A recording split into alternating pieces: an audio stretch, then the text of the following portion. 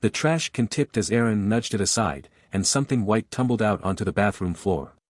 He bent to pick it up, his hand freezing mid-air when he saw what it was, a pregnancy test.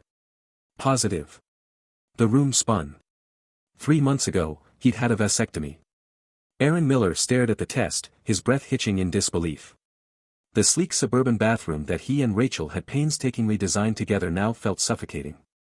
He sank onto the cool tile floor, the small plastic stick clutched in his hand. This couldn't be real. Just 3 months ago, he'd undergone the procedure, the final step in their mutual decision to be done with children.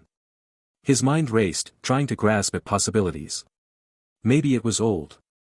Maybe it wasn't Rachel's. But deep down, he knew better. The evidence was fresh, glaring, and too damning to dismiss. Rachel's voice floated in from the living room. "Aaron, you okay up there?"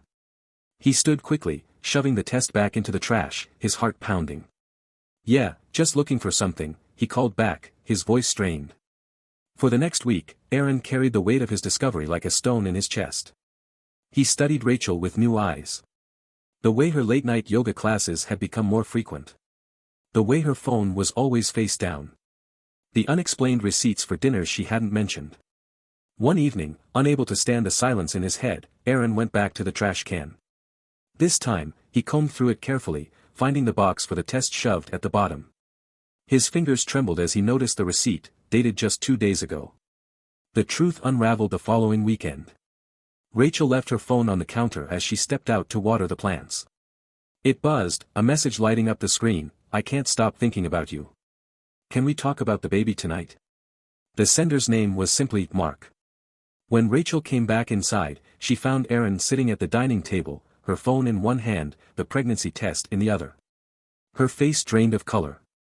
"Aaron, Don't," he interrupted, his voice calm but laced with hurt. "Just tell me the truth, Rachel. How long? And is the baby his?"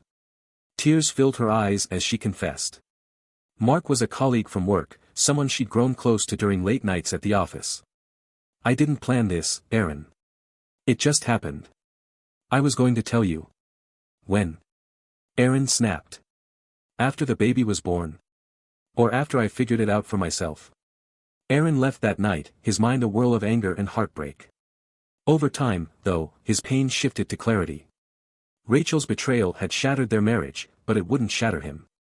He focused on his children and the future, determined to rebuild a life free of lies. And though the scars of that discovery would never fully fade, Aaron learned that some truths, no matter how painful, can set you free.